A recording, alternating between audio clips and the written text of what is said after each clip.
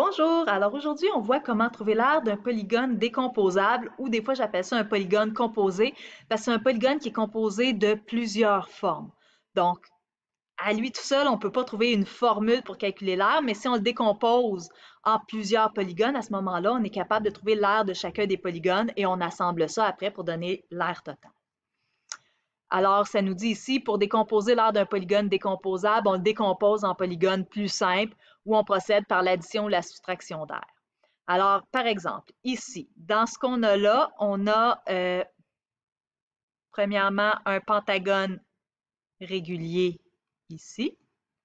On a un hexagone régulier ici. Et on a un trapèze ici. Alors, au niveau des mesures, on a le 4,8 mm, ça c'est l'apothème de mon pentagone. 6,1 mm, c'est l'apothème de mon hexagone. 7 mm, c'est le côté de mon hexagone. Comme dans un hexagone régulier, tous les côtés sont congrus, ça veut dire que ça ici, ça mesure 7 mm aussi, 7 mm, et ça ici, ça mesure 7 mm aussi. Si ça mesure 7 mm, ben mon pentagone régulier, ses côtés mesurent également 7 mm. Ouais.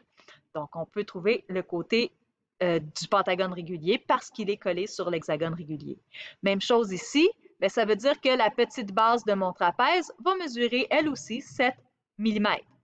La hauteur du trapèze 3,9 et la grande base du trapèze 13,6.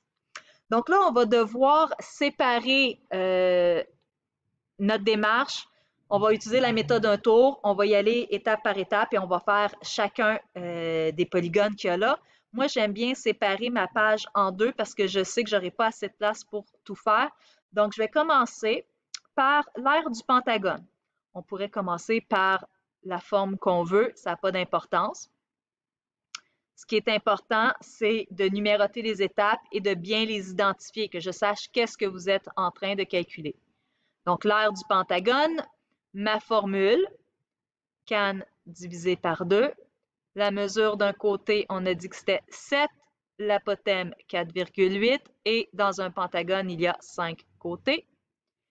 On n'oublie pas le diviser par 2 et ça nous donne 84 mm² pour l'aire du pentagone régulier.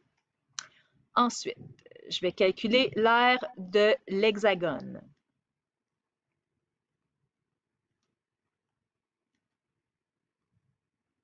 Donc, je remets ma formule, même si c'est la même. Mon côté mesure aussi 7. L'apothème, par contre, mesure 6,1 et le nombre de côtés, c'est 6 pour l'hexagone. Divisé par 2, ça nous donne 128,1 mm². Il me reste l'aire du trapèze. Donc, l'aire du trapèze. Grande base plus petite base fois hauteur divisé par 2. J'allais oublier mon A égale, super important. On met toujours le A égale, qu'on sache que c'est une formule d'aire. Alors, ma grande base, c'est 13,6. Ma petite base, c'est 7. Qu'est-ce que je suis en train de faire là? 13,6 plus 7, fermez la parenthèse, fois ma hauteur, 3,9 divisé par 2. Et ça nous donne 40,17 mm². Il nous reste ensuite à tout assembler ça. Donc, 4 aire totale. Mon aire totale, ben, l'aire totale, je rajoute une formule. C'est l'aire du pentagone plus l'aire de l'hexagone plus l'aire du trapèze. Donc, on peut mettre des abréviations, mais je veux voir qu'est-ce qu'on est en train d'additionner. Alors, l'aire du pentagone, c'est 84, l'hexagone, 128,1, le trapèze, 40,17, ce qui va nous donner en tout 252,27 mm². Donc, voilà pour le premier exemple. Vous pouvez toujours faire pause pour finir de recopier. Quand vous êtes prêts, on passe au deuxième problème. Alors, trouve l'aire de la partie grise. Bien là, cette fois-ci, si je veux l'aire de la partie grise, je n'aurai pas à additionner, je vais plutôt venir soustraire. Je vais faire l'aire du grand pentagone moins l'aire du petit pentagone. Je vais séparer ma page en deux encore. Donc, ici, aire du petit pentagone. J'aurais pu commencer par le grand, un ou l'autre, ça ne dérange pas. Formule. Calcul. Donc, le côté, c'est pas un A qui va là, ça devrait être un C. C'est, non, non, non, non, non. Je dis n'importe quoi. Le A, c'est correct. Le A, donc 4,2, c'est l'apothème ici de mon grand pentagone. Le 2,1, c'est l'apothème du petit pentagone. Le côté du petit pentagone, c'est 3, il est ici. Puis le côté du grand pentagone, c'est 6, qui est ici. OK. Alors, côté du petit pentagone, c'est 3, l'apothème 2,1 et j'ai 5 côtés. Divisé par 2, ça nous donne 15,75 cm². Ensuite, l'aire du grand pentagone.